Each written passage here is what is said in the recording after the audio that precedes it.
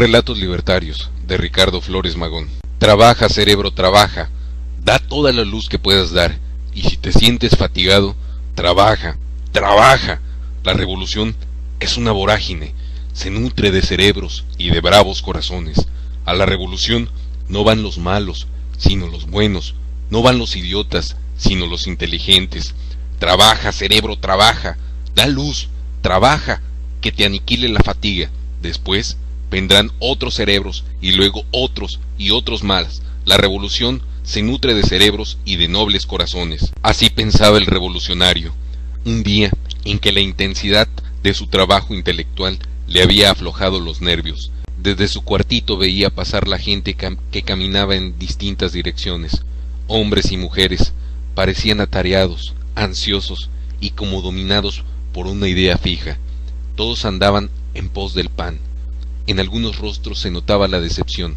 Sin duda, esas gentes habían salido a buscar su trabajo y volvían a la casa con las manos vacías. Se acercaba la noche y a la triste luz del crepúsculo circulaba la gente.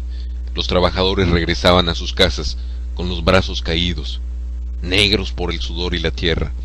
Los burgueses, redondos, satisfechos, lanzando miradas despreciativas a la plebe generosa que se sacrifica para ellos y sus queridas, se dirigían a los grandes teatros, a los lujosos palacios que aquellos mismos esclavos habían construido, pero a los cuales no tenían acceso ellos. El corazón del revolucionario se oprimió dolorosamente. Toda aquella gente desheredada se sacrificaba estérilmente en la fábrica, en el taller, en la mina, dando su salud, su porvenir y el porvenir de sus pobres familias en provecho de los amos altaneros que al pasar cerca de ella esquivaban su contacto para preservar de la mugre y del tizne sus ricas vestiduras. Sí, aquella pobre gente se sacrificaba trabajando como mulos para hacer más poderosos a sus verdugos, porque así están arregladas las cosas. Mientras más se sacrifica el trabajador, más rico se hace el amo y más fuerte la cadena. La masa desheredada seguía pensando, y también los hartos, cariacontecidos los primeros, con los rostros radiantes de alegría los burgueses. Con aquel río de desheredados había para acabar con los dominadores, pero los pueblos son ríos mansos, muy mansos, demasiado mansos. Pero otra cosa sería si tuvieran la certeza de sus fuerzas y la certeza de sus derechos. El revolucionario pensaba, era el único rebelde en medio de aquel rebaño. Él era el único que había acertado sobre el medio a que debe recurrir para resolverse el grave problema de la emancipación económica del proletariado, y era preciso que aquel rebaño lo supiese. El medio es la revolución, pero no la revuelta política, cuya obra superficial se reduce solamente a sustituir el personal de un gobierno por otro personal que tiene que seguir los pasos del anterior. El medio es la revolución, pero la revolución que lleve por fin garantizar la subsistencia de todo ser humano. ¿Qué utilidad puede tener una revolución que no garantice la subsistencia de todos? Esto pensaba el revolucionario, mientras en la calle continuaba el monótono desfile de inconscientes que todavía creen que es natural y justo dejar que los amos se aprovechen del trabajo humano. Así pensaba el revolucionario, presenciando el ir y venir del rebaño, que no sabe dejar en esta tierra otra señal de su paso por ella que sus esqueletos en la fosa común, la miseria en sus familias y la hurta y el lujo para sus amos de la política y del dinero. Trabaja, cerebro, trabaja, da luz, trabaja, hasta que te aniquile la fatiga. Dentro de los cráneos de las multitudes hay muchas sombras. Ilumina esas tinieblas con el incendio de tu rebeldía. Texto tomado de la revista Regeneración, del número 23, fechado el 4 de febrero de 1911. Narración por Cristian Mendoza. Muy buenas tardes, estamos en esta ocasión con el excelente conductor y lector de Radio XEUAG 840 AM para poder charlar, comentar, opinar y conversar sobre los asuntos e intereses de la lectura y su gusto por ella. Pero antes de iniciar me gustaría preguntarle sobre sus datos personales para conocer algunos logros que ha realizado a lo largo de su vida. Iniciamos pues con la entrevista. ¿Cuál es su nombre completo? Ismael Catalán Marracón, trabajo en Radio Universidad, ahí cobro más bien. ¿En qué fecha y año nació? Junio 17 de 1952, ya estoy viejito. ¿De dónde es originario y en dónde nació? Soy originario y nací en Chichihualco, Guerrero. ¿Cuál es la causa de la emigración de su familia? Él la busca por la vida, igual que muchas familias en este pobre país. ¿A qué se dedicaron sus padres para el sostén de su hogar? Pues muchas actividades. Mi padre trabajó abriendo carreteras, trabajó finalmente, ya terminó como técnico veterinario. ¿Quiénes son sus padres? J. Concepción Catalán Rodríguez y Delia Larcón. Uno finado y la otra vive. ¿Cuáles son sus estudios que logró adquirir a lo largo de su vida? Historiador. ¿Cuál es la ocupación laboral que usted desempeña actualmente? Productor de programas culturales en Radio Perversidad Autónoma de Guerrero. ¿Cuántos años lleva desempeñando sus actividades laborales? Fui maestro en la universidad como 25 años. Compartía los trabajos de radio con la docencia, pero finalmente desistí a ver infinidad de problemas que hay con las nuevas generaciones de estudiantes que no le echan muchas ganas, y pues decidí dejarme a producir un poquito más haciendo cosas para Radio Universidad. ¿Ha tenido algún percance con algunos de sus compañeros en la forma de trabajar y llevar sus actividades laborales? ¿Cómo cuáles? Ninguno. Yo soy pacifista, soy tranquilo, soy respetuoso y ningún problema con nadie. ¿Cuál es la visión que usted ve para su formación académica? ¿Qué problema? Que no alcance el dinero para comprar libros, para comprar buenas películas y verlas, y para viajar, investigando cosas en el laboratorio tan rico que es el Estado de Guerrero, laboratorio social. ¿Cuál es su hobby o pasatiempo? La lectura, caminar a algunos lugares alrededor de Chilpancingo y ya. ¿Qué tipos de lectura? Y escribir también a partir de las cosas que leo. ¿Qué tipos de lectura usted lee para poder ir aprendiendo de las cosas de la vida? ¿Cómo cuáles? Me interesa mucho la literatura contemporánea de los escritores latinos. Me gustan los libros de los premios Nobel y los clásicos de la literatura mexicana. ¿Cuál es su periódico o la revista más favorita de usted? Ay, periódicos no hay mucho a dónde irle, todos están castrados, todos están embosados, les pusieron un bozal para que pues no se digan muchas verdades que hay por ahí, que al Estado mexicano que nos manipula y nos gobierna, no les conviene que se digan. Entonces no le voy a ninguno. ¿Qué es la lectura para usted? Además de un pasatiempo hermoso, un medio de cultivarse, de aprender, para ser un poquito más consciente y más justo. ¿En qué nos beneficia o para qué nos sirve la lectura? Ya te lo decía en la respuesta anterior, para conocer un poquito más y para ser mejor ser humano. A veces no se logra ese objetivo, pero debiera ser la finalidad. Ser cultos para ser libres y para ser más humildes y más sencillos y solidarios. ¿Cuál es la importancia de la lectura en la formación de los niños y de los adolescentes? Híjole, pues es como la lectura representa como una piedra o un pedazo, un tronco de madera bruto, tosco, que te permite, mientras más vayas leyendo, esto es, mientras más tengas herramientas, la lectura son herramientas, mientras más herramientas tengas para ir moldeando esculpiendo, para que vayas dando forma a esa madera o a esa piedra. Mientras más libros vayas leyendo, pues vas a ir dándole forma bonita, agradable y pues de gran riqueza artística y de gran riqueza monetaria si quieres vender esa cultura, Sí. o esa escultura.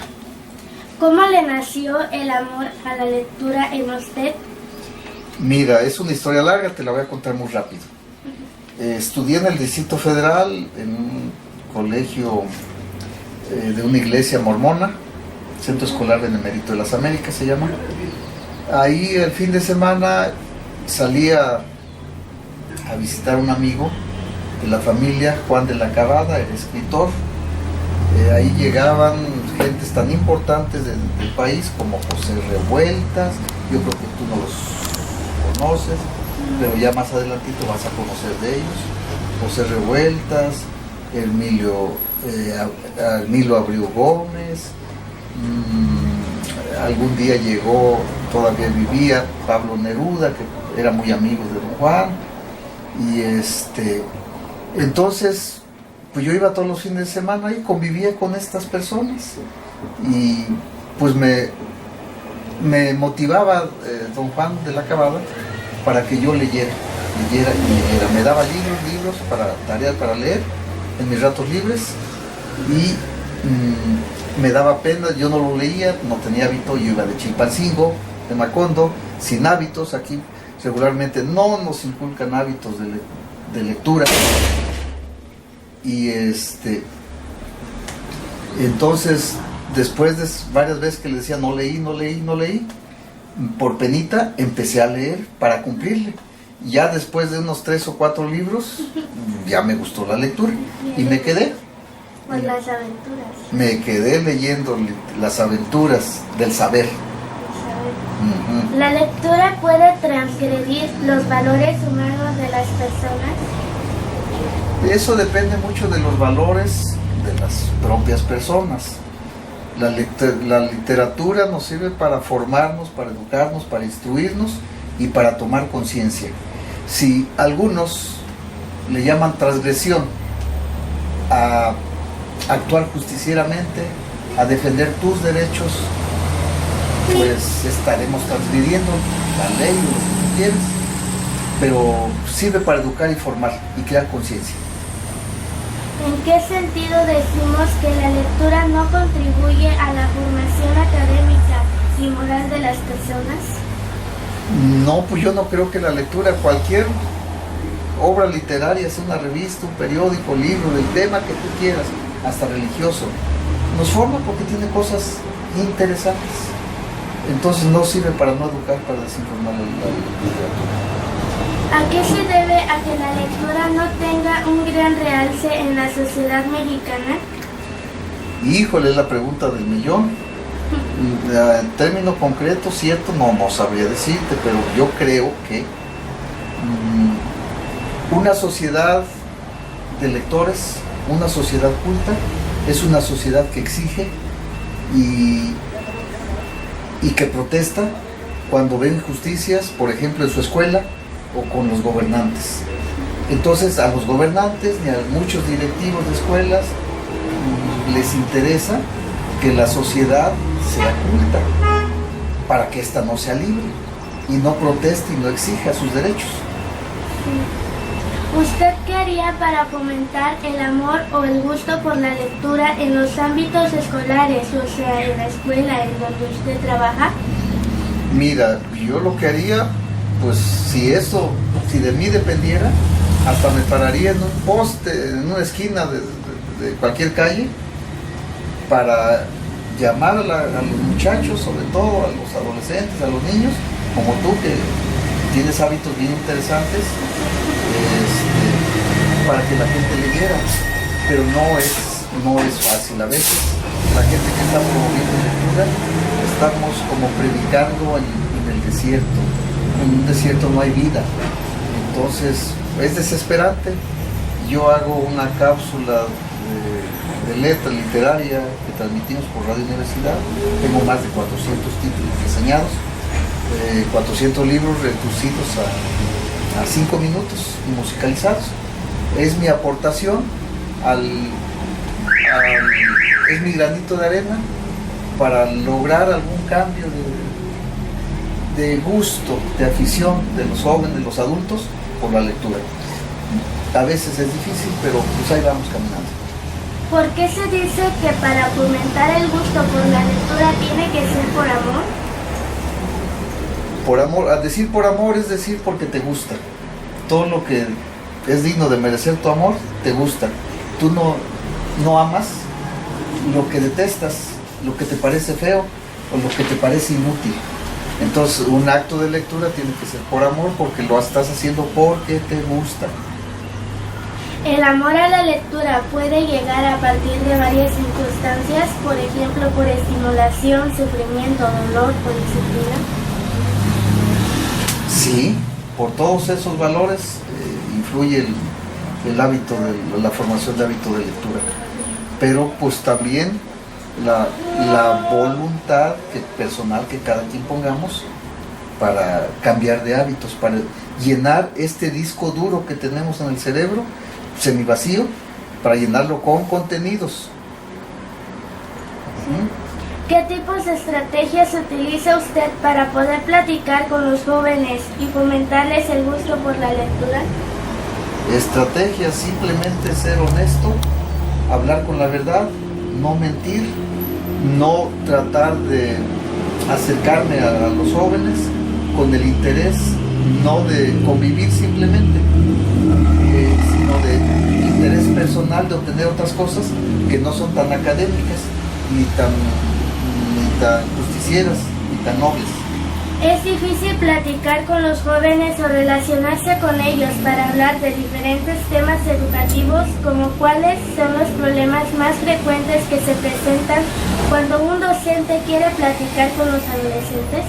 Híjoles, es un problema complejo porque mira, en estos tiempos la sociedad está tan descompuesta que hay muchos profesores que no tenemos la camiseta puesta, vamos a chambear por chambear, nada más porque nos llegue la quincenita, y no le ponemos real atención a los estudiantes. Entonces, pues ¿cómo los estudiantes van a guardar orden, disciplina, si el maestro los está convocando a irse al pozole todos los jueves y a la disco con mucha frecuencia, y allá se embriagan, se enmutecen? Cada día tenemos más problemas en la sociedad, los jóvenes sobre todo, con los vicios, las drogas, el alcohol y demás cosas. Entonces, está complejo eso. ¿Cómo debe ser el maestro o maestra ante la enseñanza y el compromiso pendiente de la lectura? Debe ser simplemente honesto y preocupado, con honestidad, con sinceridad, por el que el estudiante aprenda, se discipline y adquiera hábitos aceptables. Se ha dicho que la lectura es un placer, pero en la actualidad no se ve así. ¿A qué se debe esa desilusión de la lectura?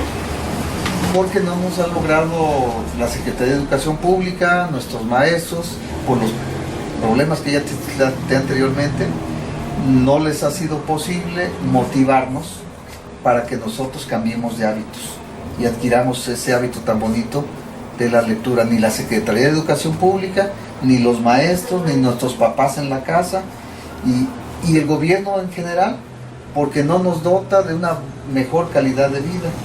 Hay un desempleo terrible en el país, inseguridad en el país, y así como vamos a poder instruir, educar como quisiéramos a veces a los hijos. ¿Usted ha visto a lo largo de su carrera de conductor y divulgador de la lectura salir generaciones de jóvenes lectores? ¿Qué emoción siente al crear un buen lector? Mira, yo fui maestro 25 años, todos los días en la ECO, fui fundador de esa escuela, entre la 9, la 1 no, y en Tecuanapa y el más superior ya desapareció. Bueno, pues yo me he dado cuenta pues que no hay mucho interés, ni del sistema, ni del maestro, por lograr el cambio de conducta. todos vamos nada más por la quincenita y no a dar más, no a rendir más, no a ofrecer nada. Para usted, ¿qué es un buen lector? Para usted, ¿qué es un buen lector? Un buen lector es aquel que lee con conciencia de que quiere leer y que quiere aprender alguna cosa más y formarse un poquito más para superar y mejorar en la vida y ayudar a los demás, obviamente. ¿En qué medida un buen lector ayuda a su sociedad? Mientras más una gente que es lectora, mientras más consciente, la lectura lo va a hacer consciente. Pero habemos unos que no leemos para ver, perfeccionar las formas de transar, las formas de corromper la ley, las formas de evadir la ley. Entonces, pues depende de la conciencia. La palabra clave es la conciencia. Gente que sea lectora y que tiene conciencia para servirse y servir a los demás, pues ese sería un buen elemento. ¿En qué medida un buen lector ayuda a su sociedad? Pues en la medida, ya te la contesté, en la medida, cierras, en la medida en que haya creado esa cosa, que la lectura y su familia y sus buenos maestros, que no todos están podridos, hay buenos maestros, le hayan incentivado a tener conciencia y adquirir el hábito, el valor de la humildad, de la sencillez. En la actualidad ha hecho un buen papel la Secretaría de Educación Pública en el fomento de la lectura, o cuál ha sido el papel fundamental de esta Secretaría en el fomento de la lectura. Vamos a pisar llagas, pues, porque mira, hay un programa bonito que nació con Fox, un presidente de México, que llega al 2000 con mucho entusiasmo del pueblo mexicano y llegó para empezar a hundirlo. Y creo, de las pocas cosas buenas que hizo él, creó un programa que se llama Nacional de Lectura. Se imprimieron miles y miles de títulos de libros que los han obsequiado a las primarias para hacer sus bibliotecas. ¿Qué ocurre? Muchos de esos libros no llegan a las bibliotecas, se los roban los maestros para tenerlos de adorno, ni siquiera los leen. Desviaron personal, contrataron personal para integrarse al Programa Nacional de Lectura y ser asesores de ustedes, los niños, los jóvenes, en las escuelas, para incentivarlos a la lectura. ¿Qué ocurre? Yo conozco en varios lugares, varias ciudades del estado, que hay muchos profesores dedicados a trabajar solamente con promoción a la lectura. ¿Y qué ocurre en ese programa? Ni ellos leen. ¿Cómo es posible? Pues están ganando por impulsar la lectura con ustedes, pero ni ellos leen, fingen, vegetan, y pues yo creo que son un fraude, muchos de ellos, tal vez no todos, porque hay excepciones bien honrosas y bien bonitas, honorables. El directivo de esta institución en la que usted trabaja ha hecho un papel fundamental para el fomento a la lectura, ¿o cuál ha sido su papel a lo largo de muchos años? No creo, mira, más bien ahí donde yo trabajo ha sido un esfuerzo, un trabajo personal, porque no toda la gente en un grupo de maestros, un grupo de trabajadores, tiene las mismas metas y objetivos. Ni la misma cultura. Entonces, más bien lo que uno ha hecho ha sido a título personal, porque tenemos la convicción de que la gente se debe entretener leyendo, haciendo deporte, conociendo el entorno, bajándose del carro y caminar y convivir con gente, con el corazón en la mano. Sí. ¿Usted qué haría para mejorar la educación y la lectura en este plantel educativo? ¿Qué haría? Bueno, pues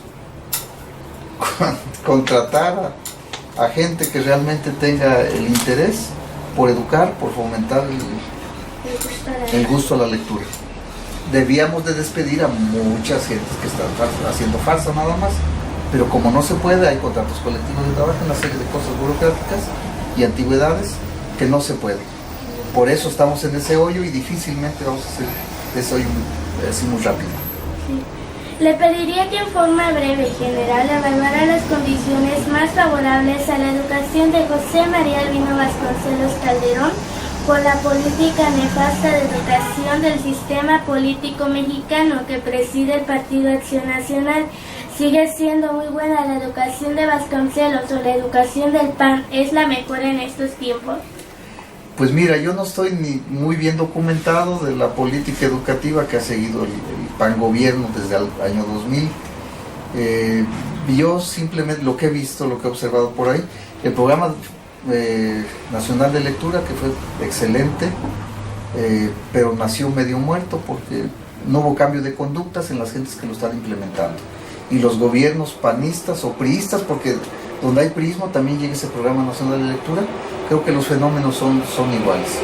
Necesitamos muchos Vasconcelos dirigiendo la educación de este país.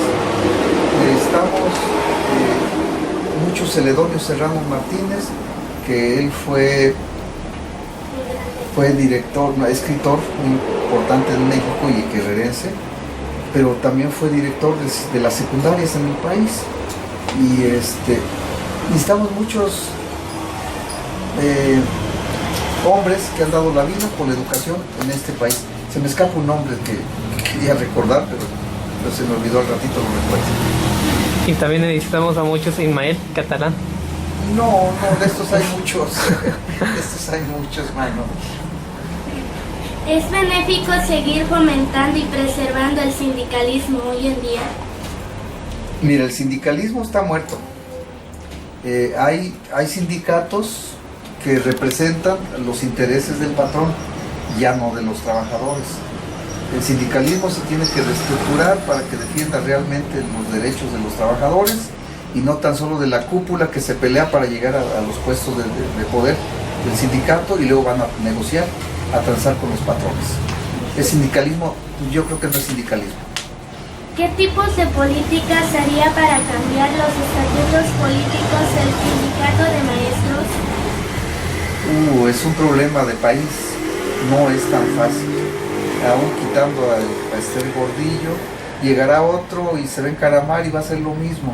Ella quitó a un señor que era dictador, tenía como 30 años como dirigente del sindicato de maestros, se llamaba Carlos Confutus Barrios. Llega y argumentando que todo estaba podrido, corrupto, etcétera, etcétera. Lo mismo que le dicen ahora a ella, ya tiene como 20 años ahí, no se va y se está volando todas las cuotas sindicales. Entonces no es fácil. ¿El sindicato ha logrado fomentar el gusto por la lectura y por la educación sin élites y sin privilegios? No, los privilegios desde hace muchos años existen en la educación, en la salud, en todos lados. No. ¿Qué tipos de políticas haría para cambiar los estatutos políticos del sindicato de maestros? Igual, mira, hay muchos grupos en el sindicalismo que quieren llegar a encontrarse en las dirigencias sindicales, pero ¿para qué? Para manejar los recursos, para tener privilegios y tener poder, y decir poder es decir dinero. Entonces, no es fácil, la verdad. ¿A qué se debe que el sindicato no ha representado la educación mexicana del país? Ya te lo decía, por los intereses corruptos de las gentes que llegan a enquistarse ahí. La alimentación y la lectura van unados entre sí. ¿En qué medida va unada la alimentación y la lectura? Pues más bien yo diría la alimentación y el aprendizaje, porque a veces cuando tenemos la barriga vacía, no aprendemos porque las tripas nos están rechinando por ahí. Nos distraemos por cualquier cosa y tenemos hambre y sueño. Entonces, para que la gente que podamos leer y asimilar, debemos tener la barriga llena, para que el corazón también esté contento. Pero con esta crisis que padecemos, y la inseguridad y todo lo que viene así, el desempleo tan terrible, cada día hay más gentes que tienen el estómago vacío y cada día hay más niños y jóvenes que se les niega la inscripción en las escuelas, desde kinder, primaria, secundaria, prepa y universidad. Entonces, si no tenemos trabajo, si no tenemos que comer, ¿Tú crees que vamos a tener ganas de leer? No, imposible. Pues hay que tener la barriga llena para que podamos tener lectores buenos. Sí. Un trabajo lleno también. También es imposible.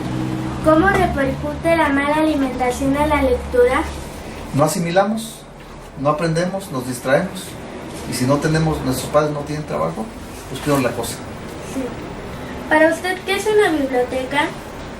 ¿Qué es una biblioteca?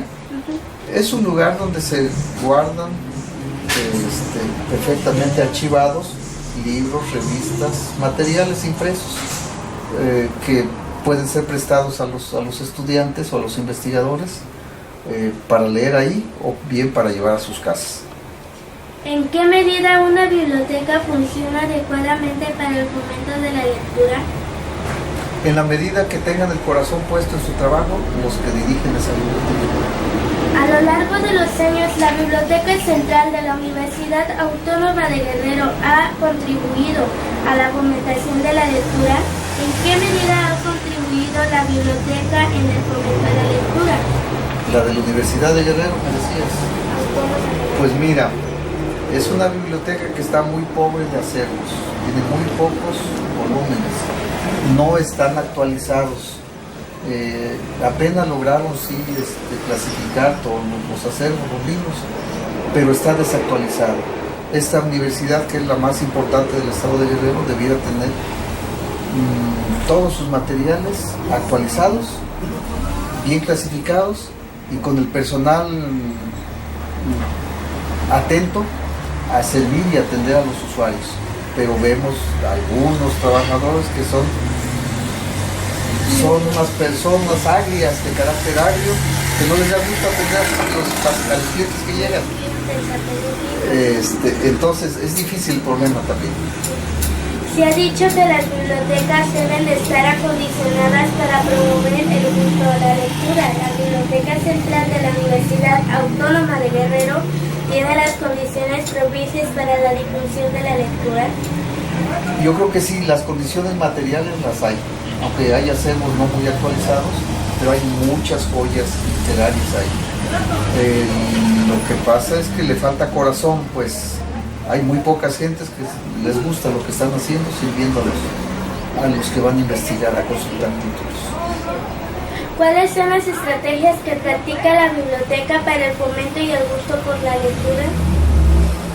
No, como yo no estoy lejos de ella, no sé si tienen siquiera estrategias para llamar a la gente. Si a veces no les gusta que vayan los lectores, pues yo no sé si hay estrategias para llamarlos, lo dudo. La radio XEUAG 840 AM tiene su propia biblioteca o archivos de audio musicales y programas en vivo.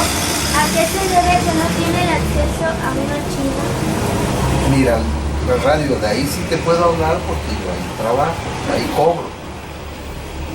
Carecemos de presupuesto para comprar una hoja, carecemos de presupuesto para comprar un disco, para comprar libros, para comprar revistas.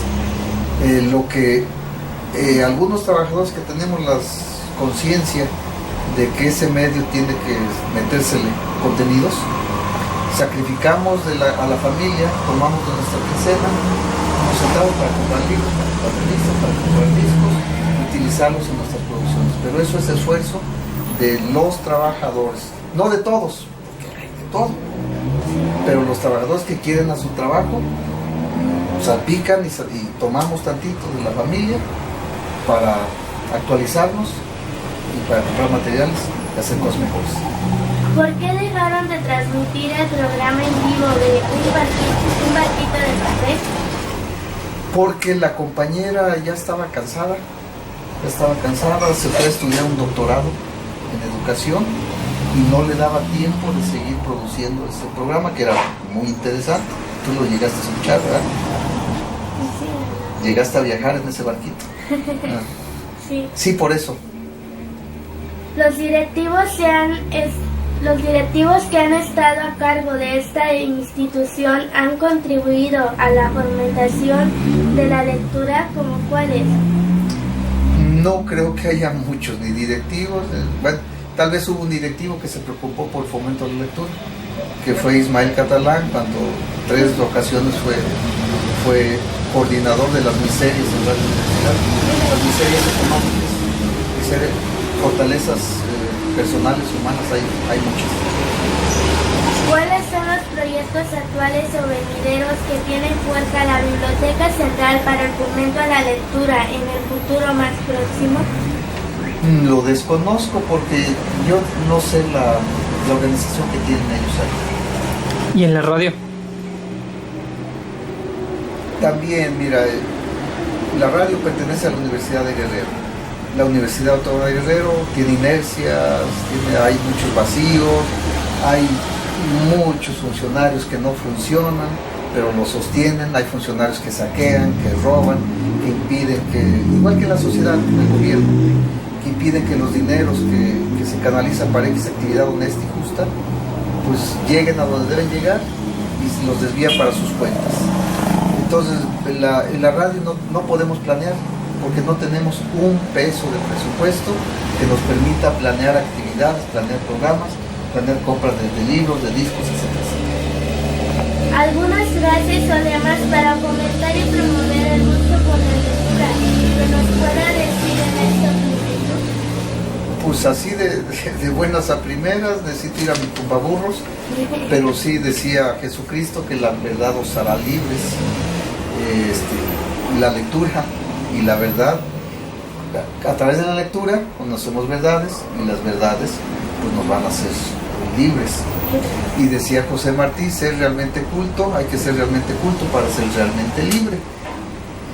Son dos de las que me acuerdo de momento. Algo que quiera decir que no le haya preguntado en estos momentos, ¿puede decirnos algo referente a la lectura? Pues que yo quisiera que hubiera muchos niños como tú preocupados por aprender náhuatl desde muy niña, por aprender a cantar en náhuatl, por hacer muchas cosas con la lectura y con cambio de hábitos y formación cultural. Quisiera que todos los niños que conocemos por lo menos tuvieran ese interés. No creo que los haya muchos. Ojalá y tú ¿cómo se llama? Contagies a muchos de tus amiguitos por lo menos. Un mensaje que nos quiera brindar para todos los niños y niñas, adolescentes y adultos para poder adquirir el fomento a la lectura y a la preparación educativa. Pues que se acerquen siempre hay gentes de buena fe, hay gentes buenas, hay gentes nobles, que no sienten perder tiempo cuando un niño, un joven se les acerca, o un adulto, pidiéndoles asesoría en términos de lectura. Les sugeriría que se acerquen, si conocen a alguien que ven que es una gente de buena fe, honorable, como José, por ejemplo, profesor José Flores, pues acérquense, pregunten títulos, una posibilidad de que cuando se empiece a leer no tope con pared y se aburran y boten el libro, es que busquen títulos para empezar a leer, títulos accesibles, distraídos, amenos, entretenidos. Les puedo recomendar 1, 2 o 3. Está por ejemplo de Richard Bach se escribe, Los Cazadores, no se llama, Juan Salvador Gaviota. Bellísimo, es una literatura de superación. Está bellísima la obra, y letrotas grandotas con fotografías. ¿Qué más le puedo leer? De Celedonio Serrano Martínez, El Cazador y sus perros. Nos traslada a la campiña, al campo, a los árboles, a los arroyitos, a los pajaritos, cosa que ya la gente no lo puede, ni los adultos ni los niños pueden tener contacto con ellos, porque ahora nos ganó la dictadura del concreto y de los carros. La gente ya no vamos al campo. Otra joyita que pudieran leer, El Principito, de un francés, se me escapa su nombre, acaba de cumplir años de muerto apenas, pues se me escapa su nombre. Otra joyita que tenemos que se llama El Periquillo y los Sarmientos, de Fernández de Lizardi, Joaquín Fernández de Lizardi. El libro de Daniel Boone. Ah, ese no lo conozco. Robinson Crusoe. Ah, de Robinson Crusoe. Otra cosa, el cazador, no, se llama esta cosa, Los cazadores de microbios, de un holandés que se llama Paul de Cruz, entre otros, pero esos están interesantísimos. Es como si estuviéramos viendo una película, no nos va a aburrir. Con títulos como esos es que deben empezar a leer los niños, los jóvenes y los adultos. Agradeciéndole su infinita atención y dedicación que demostró al transmitirme sus experiencias y conocimientos que ha adquirido a lo largo de muchos años de lucha y conocer las desigualdades de la educación mexicana, teniendo en cuenta que una investigación social e histórica nos permite tomar en cuenta los procesos sociales de una sociedad en común por medio de los diferentes métodos de indagación. En este caso, la investigación de campo nos permitió indagar la vida personal de un excelente conductor de radio y un gran entusiasta de la lectura, y de esta forma nos permite rescatar nuestra historia y conservar nuestras tradiciones en nuestros pueblos, esperando rescatar su valiosa información que para nosotros es oro, pues le permite a la sociedad conocer los esfuerzos de los luchadores sociales en contra de la impunidad. He dicho.